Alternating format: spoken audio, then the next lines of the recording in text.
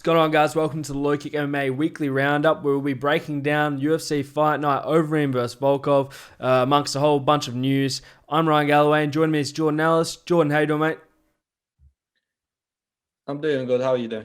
Not too bad. Had a little 1 week break from the fights, but I'm ready to get back into it. And we have a pretty decent card to bring us straight back before the pay-per-view. And a pretty strong headlining event with the two heavyweights. And then the co-main is probably one of the better fights we've had in the first quarter of this year, in my opinion. It's going to be a great fight. It's going to be a moving fight in the division. So excited to break this whole one down. Yeah, it's a good main event. Alistair Overeem, he's getting on now. This might be one of the last times you see him. If it doesn't go his way, this might be the last time we see him.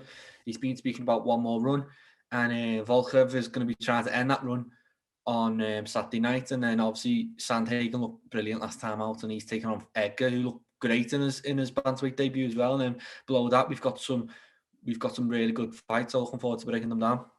For sure. We'll jump straight into the main event, though. And we got, obviously, Alistair Overeem, number 5th ranked, and Volkov's number 6th ranked. So two highly ranked guys. The winner of this fight's going to put themselves close to that title contention, although heavyweight is kind of clogged up at the moment, so it might take a few more wins before either of these guys find their way near a title shot. But from memory, just without checking... Oh, no, I've checked now and I was wrong. I was about to say both these guys just fought Walt Harris, didn't they? And both of them beat Walt Harris. But Overeem fought Sakai most recently and had a win there. And so both guys are on similar trajectories where they are in their career right now. Although, like you mentioned, Overeem is a lot older and like near the end of his run. But in terms of competition level and working their way towards the title shot, this is pretty fantastic booking here. So this is a huge fight at the top of the heavyweight division. I think the winner of this, they're not going to be getting a title shot anytime soon, but they'll probably go on. They'll face the winner of Rosenstruck against Gane. And I really like it. I really like both guys. I think they are fringe, contenders, and on any given night, they can beat each other or they can even become champions. So it's a great main event. For sure. And so breaking down the X's and O's in this fight, I think a lot of this is going to play out on the feet. I don't see much of this having any grappling at all. I think one of the main factors here may be Volkov's reach and his range. If he can sit back and hide behind his jab and just outpoint Overeem, or, Overeem could come in there and land something big. What have we seen in the last fight? He got shut out. No, I wouldn't say shut out. It was very competitive for the first 4 rounds or 3 rounds, whatever it went for. And then the 4th or 5th round, I can't remember which one it ended in, he took Sakai down and just ended the night with elbows. So we could see something similar here. What do you think? Yeah, he's been really impressive lately over him. It's I wouldn't say that people he's been beaten at Volkov's level, but he's been looking good. He's been like Sakai, he was losing and then he rallied. He's got the fight smart, what he's lost in his physical ability, he seems to make up in, just effective game planning and being strategic. And Sakai was winning the fight, and then he just realized, I've got the advantage on the floor. I'll take it to the floor now. He survived Walt Harris, putting it on him and then put it back on him. Even Rodenstruck, he was winning that fight right up until the dying moments. And so, without that punch, and maybe if he'd just been allowed to go on for a few more seconds, he might be 5-0 in his last 5 fights. So he might be, creeping. Is he 40 now, or is he knocking on the door of 40? Somewhere near Jeff, there. he is. Yeah, he's 40 now. He's 40, and as I say, it's his last run.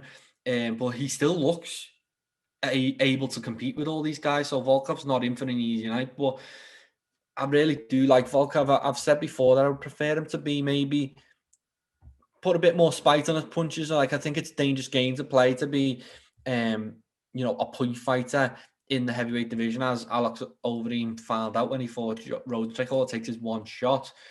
So I prefer Volkov to go in and put it on him and try and get a finish, make a statement.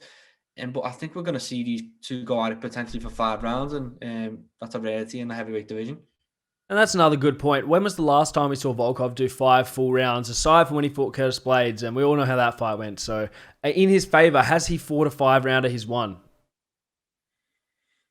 I don't think he has. But, it's not that he can't outpoint Alex Overeem over 5 rounds. I think Overeem is not the killer he once was, so he could potentially pick him off. But I think both of these men should be going in and trying to make a statement. And the longer the fight goes on, even if you're winning, as Sakai found last time, as Overeem found out a couple of fights ago, you're still in danger. That I don't care. And Volkov found out against Derek Lewis as well, where he's piecing him up and then he just got caught at the end. So, but I think both of these guys have suffered from, trying to take it to the judges. And I think whoever is wisest will go out and try and make a statement, finish this fight, while protecting yourself and being smart about it. But go out, make a statement, finish the fight. Don't try and drag it out to the judges, because you're putting your life in three people's hands who half the time we're arguing whether they're competent or not. And then also you could just get clipped. It just takes one shot at heavyweight, and that'll ruin your night. So go out, finish this. I want to see both guys go for it. And so we spoke about implications slightly, but in terms of what would be next for the winner of this, you got to think that they're going to sit somewhere around the winner of the Derek Lewis and who's he fighting? Curtis Blades fight, or like you said, the Garn versus Rosenstrike fight. Because I just can't see any of those 6 fighters getting near a title shot while you still have Stipe versus Ngannou to happen, and then John Jones to have his inevitable title shot at the heavyweight title. So I think because there's such a big line, any 6 of those opponents could match up the same way. Do you agree? Yeah, I think also, if Francis doesn't win the heavyweight title, he'll be straight back in the mix. I don't see Francis, sitting on a loss and, contemplating it and worrying about, his next fight. He's going to jump straight back in. He's been banging on Dana White's door for so long now. He wants a fight.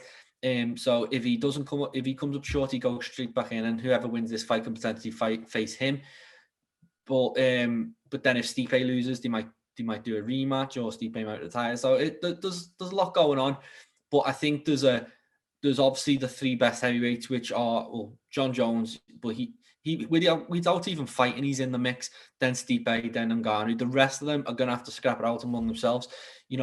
From now, Overeem might still need 3 wins to get a title shot. It's that congested at the top, and we need to get some flow in the heavyweight division, because defending the belt once a year, I want to see it on the line 3 times this year.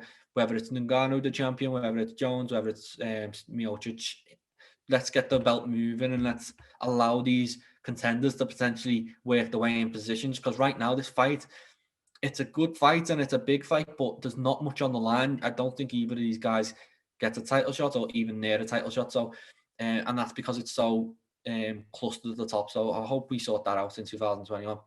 Yeah, another thing to think about on the flip side of that coin is with a loss here, I think for Volkov, it's not really that big a problem. I think with a loss here, 2 wins and he's back further than where he is right now.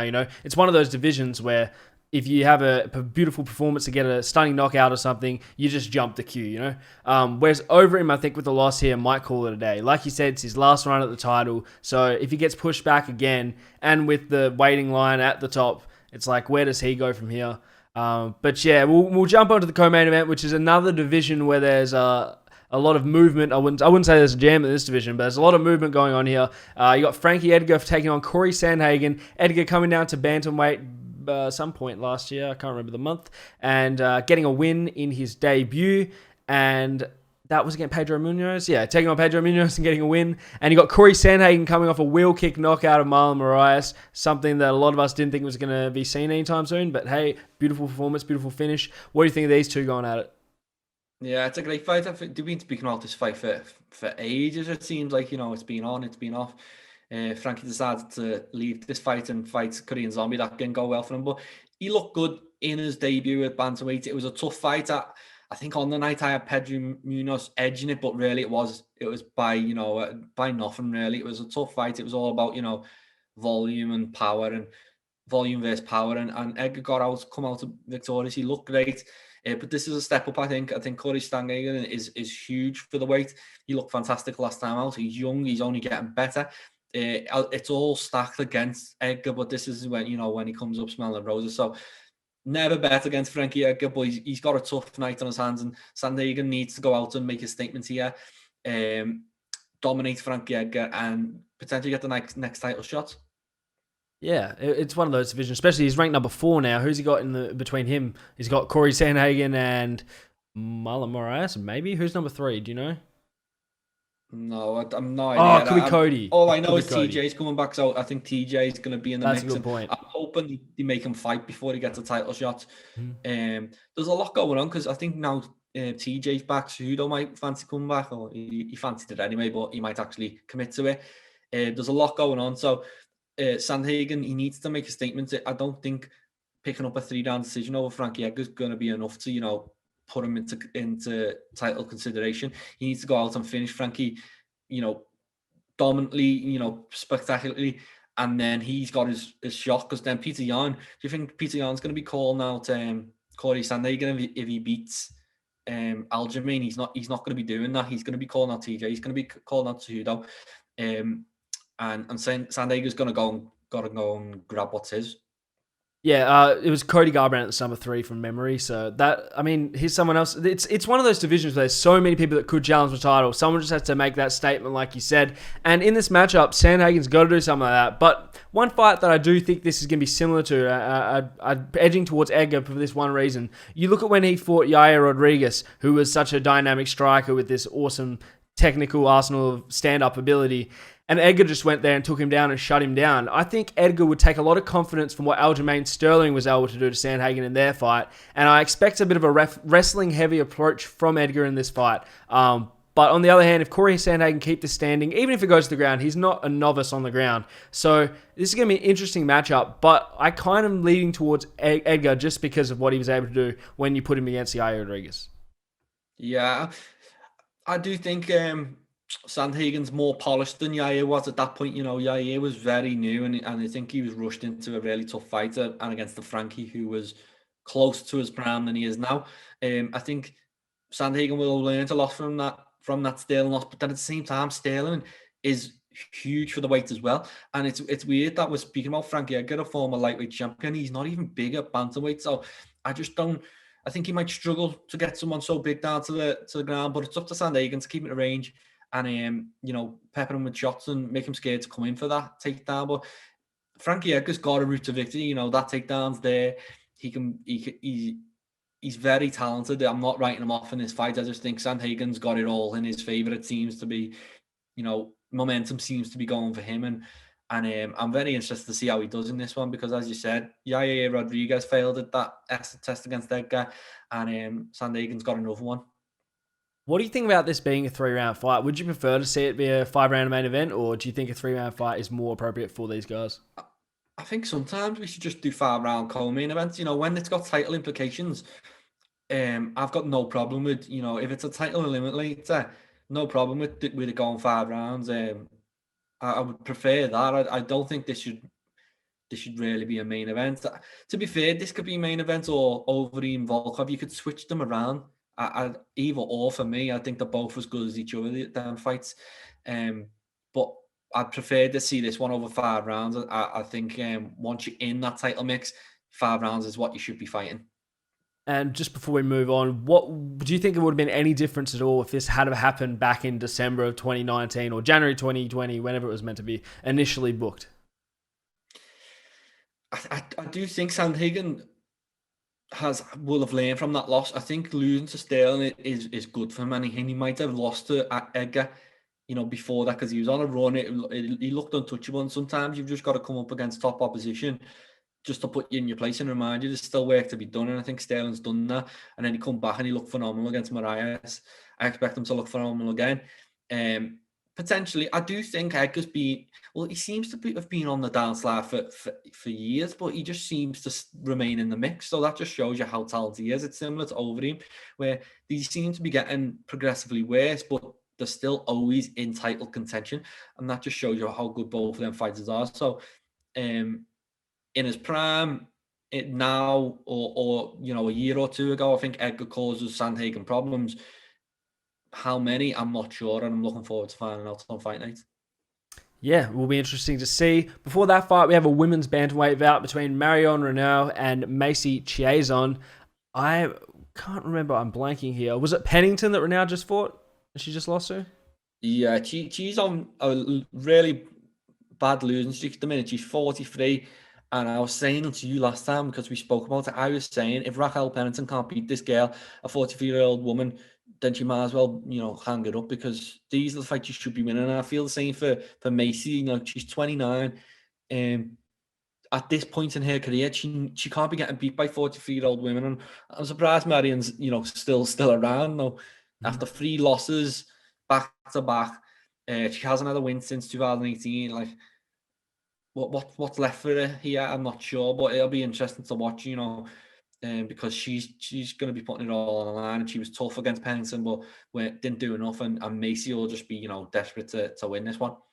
Yeah, and the other thing that now you bring up the stats she hasn't won since 2018, it's like she's still ranked number 10, so she's still like a highly ranked contender. Macy's number 12, and I'm looking at their records here. Macy's 7-1 right now. I think her only loss was recently in the UFC. I can't remember who she lost to. I'm blanking. But hey, if you're 7-1, you rank number 12, you're taking on the number 10, who is on a bit of a slide in her career. This should be a gimme fight, right? This should be a fight to push her up the rankings. And I expect them to just go out there and throw hands, and I expect that Macy will come out the victor after 3 rounds. Yeah, and I think she's looked good in the UFC career. Obviously, she won the Ultimate Fighter. She beat Gina Mazzani, Sarah Moraes, and Shana Young. So I think she's got. I think it's all in her favour. I expect her to be a big favourite on the night. But as we said last time, we were speaking about Buckley, and he was a huge favourite, and he's got all the momentum, and his opponent's on 3-fight losing skid. You can't write anyone off in the UFC. Full stop. They're all talented people. But I think I obviously I'm going for Macy. I think she'll win this one pretty comfortably. Fair enough. Before that, we have the flyweights. Number 5 ranked Alexandre Pantoja against Manel Kape. Or Cape, one of the two. I believe he's coming from Ryzen. Is that correct? Is he the Ryzen fighter? Yeah, I think there's a lot of hype behind him. I think this is a really, that's why they threw him to Pantoja. Pantoja for me is, he's basically not being disrespectful. He's basically the gatekeeper of flyweight. He's the guy. If you can beat him, you've cracked in, and he's very talented. When he come off the Ultimate Fighter, I thought he'd be a champion. He hasn't done that yet, but Manel Kape has got a lot of hype coming in, and it'll be interesting to see how he does. And you look at what Pantoja has done since he's been in the UFC. He's fought pretty much everyone that's up and coming in that division and has breached the top 5 recently. He fought both Moreno and Figueiredo to a decision. He didn't get finished by either. So he's not going to be an easy fight for Kape coming into his first fight from Ryzen. And I think it'll be a good little test to see how different the opposition is for Kape in the UFC than it was in Ryzen. And yeah, I don't really know what to expect from his style because I haven't seen him fight before, but I like that they put him against number 5 if he's such a talented prospect as it seems like he is, really just throwing him deep in the water. Yeah, and I think the thing about the flyweights outside the UFC, I think there's a lot of guys outside of the UFC who are flyweights and are potentially capable of beating the likes of Pantoja or even becoming champion in the UFC. So this, for me, isn't that much of a surprise. I'm going straight into the mix. I'm really interested to see him. I love it when guys come in, they've got hype, and I can feel the buzz around them. And, I don't know a huge amount of, I'm not always watching Ryzen or anything like that. So I don't know a huge amount, but I'm interested to see. I'm hearing the hype. I've watched a few clips. I think he's predicting he's going to knock him out inside 2 rounds, which would be huge because I don't think Pantoja's being knocked out, has he? I'm not too sure. I don't think he has been knocked out in his career. It's always been decisions he's dropped. So very, very interested. But if you get by Pantoja, he's basically there. He needs one more win. Depending on how he does it, he's cracked it. For sure. Before that, we had bantamweight bout between Cody Stamann and was Andre Ewell, but it is now against Askren, who I'm not too aware of at all, because again, he's a debuting fighter and he's coming on short notice. When's the fight? Like 5 days, and he's taking on Cody Stamann, number 13 rank, which is kind of a weird move in my opinion for them to put a debut guy in this position, because I feel like there's a lot of guys that are fringe 15 or just fringe 15 guys that really could fill this spot. You got Sean O'Malley's in there. I don't know where Chito Vera's at right now. You could throw him in there. There's other guys that I'm just not thinking of at the top of the head. But to give a debut fighter 13th ranked Cody Stamann, it's either they couldn't get anyone else or this guy has got a lot of they believe in his skill and they're throwing him number 13. What do you think about this matchup against Askren and Cody Stamann? I think they absolutely couldn't get anyone else. I'm sure they might have asked, the Veras and all, and I'm sure they all said no. 5 days notice against Cody Stamann. It's not doesn't sound fun for me, and I'm sure a lot of them couldn't make the weight either anyway. So Stamann, he's been lucky with this bout because he was literally matched up against Darius, wasn't he? And then it was Andreul, which is a step down, and then this is a step down again. But for these, you get paid the same. I'm sure he's getting paid the same no matter what. He's just got to kind of get through this fight, get the winner's record, then he can start looking up again. It's not the end of the world. He still gets the fight, and he still gets paid, and hopefully he still gets a win, and we can see him again soon because he's a great fight to watch. I don't know much about Askren. 11-1, I think he is, but it's always interesting when these guys come into UFC and they get put into these prominent positions because here's your chance. Go and take it. Go and pick up a win. He could be ranked by Tuesday. That's the UFC Fury. That's the COVID times. That's what's going on right now, and he's got a huge opportunity. And looking forward to see how well he does. And it wouldn't be crazy for him to do it. I mean, we saw Brandon Royval come in and take on Tim Elliott, and I think that was short notice too, or maybe it was short notice.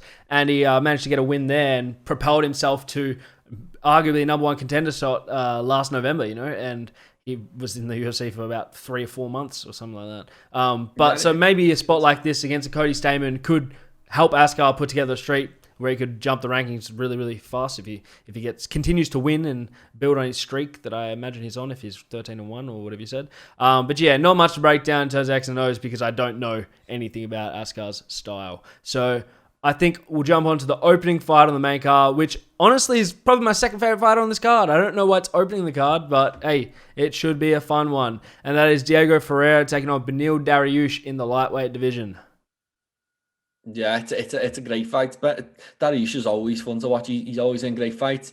He already has a win over Carlos, I'm pretty sure. So interesting rematch because he's like Carlos has put it together. He started, really racking up the wins, and last time out was the biggest one winning against Anthony Pettis. So how many wins is he on now? 6, I think. Really, really good rematch. Really good timing for the rematch, and as you said, one of the better fights on this card. So really excited about this one. I think, that lightweight, it's all up in the air right now. A lot's going on. Dan Hooker's just coming off a loss. He might take a step back down to, these, no disrespect, but these guys' level. He might need to come back in. That's a huge fight for one of these, whoever wins here. There's so much going on. And I think this is such a big fight for the lightweight division just because whoever wins puts themselves not in the mix, but around the mix, and as a potential name that might get mentioned if they're unable to get opponent A or B. This might be the third option. So, and at lightweight, it's a mega money, full of stars. So yeah, huge fight, huge implications. Can't wait. Especially for Ferreira. If Diego Ferreira can get a win here, he's ranked number 10 right now. You get a win over Beneil Darius, and you probably get ranked, I don't know, 8, 7, somewhere around there. You got right in front of you Tony Ferguson. Who else? You probably got Conor McGregor now. He's probably 5th. Or I think he's fallen behind Ferguson, actually. I haven't seen the rankings, but he's somewhere around there. They're not going to give you Conor McGregor fight. That's not what I'm playing. But you've got like these big names are the only things above you. I guess Paul Felder's probably around there too, which is another big fight. So your RDA, you're only going to get big fights after this if you breach that top 10. After you get through the top 10, there's just big fights for you. Whereas Beneil Darius is number 13. I imagine with a win here, it only goes to number 10, which even then, maybe they give him a big fight, but he could be fighting down the rankings again. Nonetheless, it's an awesome fight for both guys, and I'm excited to see it because Ferreira looked fantastic when he took down Pettis over and over again, managed to submit him, and Darius has had a back-to-back, I believe, knockout, fantastic knockouts from memory. He had that spinning back fist, and he had something else that I'm forgetting. Maybe it was just a comeback knockout he had. But yeah, 2020 was good for Darius, so keen to watch this one and see what they have to offer. Yeah, then as you said, whatever happens here, the winner is probably going to be in a co-main event, a main event, or on a pay-per-view card next time out. This is the rewards for this one are huge. I think a lot of people will be watching on. The Paul Felders, Dan Hookers, are there, as you said, Drew Dober and Islam Makhachev. They're all there, and it's all in the same mix. And there's a lot on the line here, and for Carlos in particular. He's only lost to Dustin Poirier and Beneil in the UFC, so he gets that back on. He's only lost to you know, he's only been in the cage with someone with Dustin Poirier who says he's the uncrowned champ, and that's the only guy he's fell short to, and it puts him on the edge of big things. But Ben Earl is a really fun fighter, you know, to watch, and it's going to be a fun fight. My prediction for Fight Night, I think it's going to be the best fight, and I can't wait to watch. I honestly don't know who's going to win. Absolutely. So before that, the featured prelim. We'll just touch on that real quick. There's not much else on the prelims I can see. But we have two veterans of the game. We've got Michael Johnson taking on Clay Guida, which are two people that are kind of on a bit of a downslide in their careers. I don't think that's controversial to say. But this could be a potential fight of the night contender. You know, both guys will go out there and be scrappy. So really going to see if Michael Johnson can still cut it at this point in his career, because he looked good in his last fight before he got heel hooked. But before that, he was on a bit of a downslide. So this is a great fight for both guys, I think. And I think one of these guys is going to go on and the other one's going to go by the wayside. Yeah, I think it'll be Johnson. I think he's still got stuff to give it. I like him. I prefer him at lightweight. He might not be the biggest guy, but he packs a punch. He's one of the biggest punches at lightweight, you know, full stop anyway. And he, as you said, he's looked good. And that's been the story of his career. He's looked good, but lost. You know, he seems to start well, then fade, and he's a frustrating person to watch. Just as an observer, I'm not even necessarily, you know, a massive Michael Johnson fan. Just watching him, it's so frustrating to see someone do what he did to Justin Gaethje and still lose. You know, and he's knocked out Dustin Poirier, he beat Tony Ferguson. He's achieved so much, and this is where he is right now. He's fighting Clay Guida, in my opinion, is pretty much done. Like, I think he's, you know, 39. His last win was against BJ Penn in 2019. You know, his last legit win was against Joe Lozon in 2017. And I say legit because BJ Penn was on about a 9-fight losing streak or something silly like that before he fought Clay Guida. So I imagine Johnson will do. He's got to do it. He's got to go out there, make a statement, knock out or dominate Clay Guida. But Guida's a tough guy, so I'll never write him off, but I expect Johnson to win. Yeah, I think that's probably what will happen. I want to be surprised. I want this to be a war, and I want both guys to look good. But, hey, it remains to be seen. Is there any other fights on here you want to touch on before we move on to some news, or that'll do it? Well, interested to see Mike Rodriguez again, just because obviously after his last fight was a bit of a sickener. Looked like he got the finish and then ends up getting tapped a few minutes later because the referee didn't step in. Yeah. Stepped in and then called it a low shot when it weren't. Interested to see him. I think he looked good in that fight, even though he lost. And he's a huge guy, and I'm enjoying watching him at the minute. I really did enjoy watching him in 2020. Then obviously Molly McCann, she's from my city. Always interested in watching her, former Cage Warriors champion. She's not really got herself into a stride in the UFC yet. It seems to be win one, lose one. She's just not putting herself into title consideration, but I hope she's able to get back in the win column in this one. And then besides that, we've got a good fight open on the card. Choi against Zalal. I think Zalal's stepping up on a few days' notice for this as well, and he's a really exciting prospect who had a great year last year, except for that loss in October. So yeah, lots going on in this card. It's a really stacked fight night card. Excited to watch it, especially after a week off. It's nice to get back to fights. Absolutely. I've got news up here. We'll jump on the news now. I think the biggest thing from the last week, and we'll get to it first, is Jake Paul will be boxing Ben Askren in April, I believe, April 17th. Interesting news. What were your thoughts when you first read that? I like it. I think it's a good fight. It's the fight to make, I think, for Jake Paul. Like, I know he's calling out McGregor and that, but it's just, you know, earn your stripes a bit. If you beat Ben Askren, then maybe beat Dylan Dennis, and then maybe beat Nate Diaz.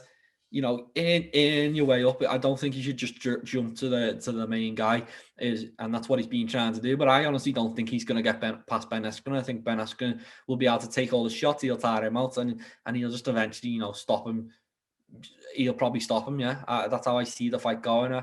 I know Ben's not a brilliant striker, but he is an athlete. He's a true athlete. He's got a great chin, and he has trained boxing. Although a lot of people say it doesn't look like he has. I'm sure he's trained boxing. He's done a lot more work in boxing gyms than Jake Paul has. I disagree. I think Jake Paul probably wins this one. I think it's because Askren, he's hittable. Like his whole career, he's been hittable. You look at, I watched a highlight reel someone made of all his like times he's been hit in like MMA fights, and even though he's won almost every single round of every fight he's had, almost, like he's been hit a lot and with big shots. So maybe he can take Jake Paul's shots, but if Jake Paul, I think he has a size advantage. I don't think they're coming. I think it's a catch weight. I think it's 185 or something catch weight. I think on the day, Jake Paul's going to be the bigger guy, and I think he's going to throw the heavier shots. And I think he lands something. If it goes 7 rounds, like Askren's predicting a finish in the 7th, maybe then I see him getting the finish. And I hope he wins, because I really would hate Jake Paul to get a win over a former UFC fighter or MMA fighter in general. But I am edging towards Jake Paul in this one, and you can put me on record for that. Yeah, I see a lot of people doing that. I think I'm going to really look forward to betting on Askren, because I think there's going to be value in it. I think he's going to be a big underdog, and I'm very surprised, because I think people are getting caught up in the Jake Paul hype because he's beat a former basketball player. And it was a great knockout, but he beat someone who, potentially me and you could beat in a fight, because he's literally got no training at all. He didn't even look like he'd been in a gym. So this is the level of opponent Jake Paul's been fighting, and it was a good knockout, and props to him. And I'm looking forward to this fight. But Ben Askren, whatever you say about his striking, he's been doing it. He's an athlete. As you said, he's taking shots with 4-ounce gloves. I think they're fighting in 10-ounce gloves. I don't see the power being an issue. And then eventually I expect cardio to win it. Just Ben Askren's just going to be all over him, mauling him by the end. I think it won't be pretty to watch, but I think he'll win. Well, the other thing is it's an exhibition, so I don't think it'll be scored. No, I expect them to stop him. I think Jake Paul's going to get tired. When things aren't going your way and you're not, I think he's been first round and second round knockouts he's had so far, and it's been very easy. The other person's had zero skills at all. I think he's going to find it, difficult with Ben pushing a pace. Ben's a wrestler. He's been wrestling his career. His cardio's off the charts, even though he's been retired a year or two. So I expect him to win. I'll be putting, a fair chunk of money on it, and I really hope he does win, because it's one for MMA. Before we move on, I did hear Michael Chandler saying today that he thinks Askren will win, and he thinks TKO on the 7th, and he was saying that his reason is because he expects Ben to get in the dirty boxing, the Yoel Romero Diddy boxing. He expects him to put his weight on him and clinch up and really tire him out and throw uppercuts in the clinch, which I could see as a method to victory. I just think I honestly think Jake Paul has power. I know we've only seen him against untrained guys, but I do think he carries power, and I think he lands something big. But hey, I'd love to be wrong, so we'll see how that one plays out. Other news, we had a couple of fights that have now been booked and have dates. First I can see on my screen is Darren Till versus Marvin Vettori for April 10th. Love it. It's a great fight. Great fight in the middleweight division. Vettori, he's obviously coming off a big win. Till is still in the mix. I think he's one of the biggest, stars at that middleweight. I think the UFC are dying to book him against Adesanya, and he just want an excuse, really. And I think if he beats Vettori, that might happen. But yeah, it's a tough ass. Vettori's an animal. He looked animal last time. He's relentless, and Darren Till's got to just he's got to start putting wins together, because it's been a lot of losses and not a lot of wins lately. So as a fellow Scouser, I want to see him go in, do that, and put Vettori to bed. But Vettori's a fun fighter, so it's going to be tough. Yeah, I think this is awesome matchmaking. Both guys are right there near a title shot. Vettori's on a pretty impressive streak from memory, or he's put a couple of wins together recently. Had that great performance against Hermanson last time out, and before that he had a big knockout against someone who I am blanking on. But yeah, Darren Till, if with a win here, I think they throw him in title shot. Not the next title shot. Maybe number one contender fight. They want Darren Till to fight Adesanya because he, like you said, he is the second biggest star in that division. I would argue he's a bigger star than Whittaker, and Whittaker's the former champion.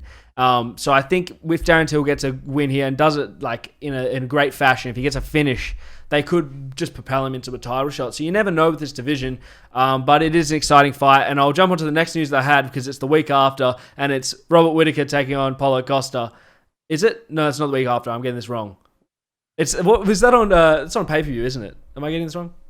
I'm not sure where it's at, but it's a brilliant fight. Yeah, and it was announced recently. So yeah, I think that a winner that could. Well, I just don't see Paulo Costa getting a title shot anytime soon, but I expect Whittaker to beat him, and I think Whittaker against Adesanya, just because of the climate, with everything that's going on with coronavirus, they might want to do a stadium show or some type of arena show in Australia or New Zealand, which are pretty much COVID free, aren't you? We just went to lockdown this week, but other than that, yes, we are. Again. So I was picturing another. They could make an actual stadium fight because I thought it was all good over there, but no. So yeah, I think I imagine Whittaker will win, but Costa's he's got the bit between his teeth after that humiliating loss, so he'll be wanting to get back in the mix. There's a lot going on with middleweight, and Dana White said it's probably one of the most exciting divisions in the UFC going into 2021, and I agree. There's a lot on the line, and I think Adesanya taking a step out and going up to light heavyweight kind of gives these guys a chance to play out and fight each other and see who emerges victorious. There's a lot going on, a lot of good fighters. 2021's the year for middleweight, I think. Yeah, and I was right. It is April 17th as well that the Costa Whittaker fight's on, which is the same day as the Askren Paul fight. So it's going to be a tough one to pick which one to keep an eye on there. But I do love the fight. I don't know why they're giving Paulo Costa a number one contender fight after his performance against Adesanya, which was lackluster at best. He didn't really have anything to show at all. Whittaker in his fight with Adesanya, he showed that he was willing to put himself into danger trying to land something at least, and he was doing good work. I thought he won the first round up until he got knocked down. So I can see a rematch there, but I just don't understand giving Costa a rematch. And I read that both fighters have been promised the winner of this is the number one contender will get the next title shot. So I just don't know what they're doing giving Costa this opportunity. But hey, I do like the fight, and I think we will probably see a similar fight in this one to the Romero and Costa fight, where they were both coming forward and trying to land something. I expect Whittaker to win, though. I do think Whittaker is more technically sound than Costa. I think he's got a more well-rounded game than Costa. The X factor is, can Costa land something big? So excited to see what actually happens. Yeah, and the fact that Whittaker's coming off a tough fight with Darren Till will stand him in good stead. He's mixed it for 5 rounds with a really technical striker. He's held his own there, so I think it'll allow him to kind of breathe, take a moment in that Costa fight and not get caught up in wild exchanges and pick him apart and get him done that way. I think he'll be smart about it. I don't think he will get caught. I like Whittaker, this new revived Whittaker. He looks fresh. He looked like he wants to fight, and that's why he's taking this fight. I prefer guys to, if you're on the edge of the title shot and you think you deserve one, I prefer you fight than sit out, because then you end up being Leon Edwards. End up, Charles Oliveira seems to be, determined to get that title shot on him, and I want to make sure he's fighting rather than sitting on sidelines, complaining about title shots and things like that. So Whittaker's doing the right thing, I think. I don't think Costa deserves this opportunity, but he's getting it, and fair play to him, and good luck to Whittaker. For sure. Am I missing anything, or wrap it up there? Well, apparently Kerry Florian has apparently been told that Khabib against GSP is back on. Like, apparently negotiations are ongoing, and it's on the edge of getting done, apparently, according to Kenny Florian. That'd make a lot of sense, I think, because they haven't removed Khabib from the rankings. They haven't spoke about removing Khabib from the rankings. I just don't think that fight happens at 155. Like, even if it is back on, I don't expect it to happen at 155. I think it'll happen at 170. And if that's the case, when do they strip Khabib? Because he's not going to fight at lightweight again unless GSP can by some miracle make that weight. But he's been on record saying he can't, so who knows? Yeah, and I just don't think it'd be fair to make GSP do that weight. What's the point in doing the fight if you're gonna strip him of everything he's got just to make the weight? Khabib's one of the bigger 155 fighters. He struggles with the weight every time. So I don't understand why he wouldn't move up to 170. I don't think he'd be undersized at 170. I think he'd do fine. I don't like all this weight things. I don't like forcing someone to come down and weight. The fight should be at 170. And I want to see it there. And I think it could potentially happen there. If Khabib gets over that, trying to drag him to lightweight, I think it would happen. And it's interesting because it seemed like it was off the table, and Dana White was saying he's not interested in it, but GSP continues to talk about it. He doesn't commit, and then Khabib's always talking about it, and they both seem to be willing. It's just getting the UFC to bet on the fight, and I think it's a huge fight, and I think eventually they just want to keep Khabib around for as long as possible. So yeah, we'll give him GSP. So interesting news. I'm hoping it's not just, rumours and talk. I'm hoping we can actually get something booked. But I want to see Khabib strip, today. I want to see him strip yesterday early. He's clearly done fighting these lightweights. Free up the belt. There's a lot going on. There's a lot of interesting things happening. Let's get some fights booked. Hopefully we see that fight this year because, like you said, it's a great fight. And you can't really wait too long on it because GSP is getting quite old. But other than that, that'll pretty much do us for today. Thanks for listening, and we'll speak to you after the fights to break down everything that happened, all the action. Thanks, guys.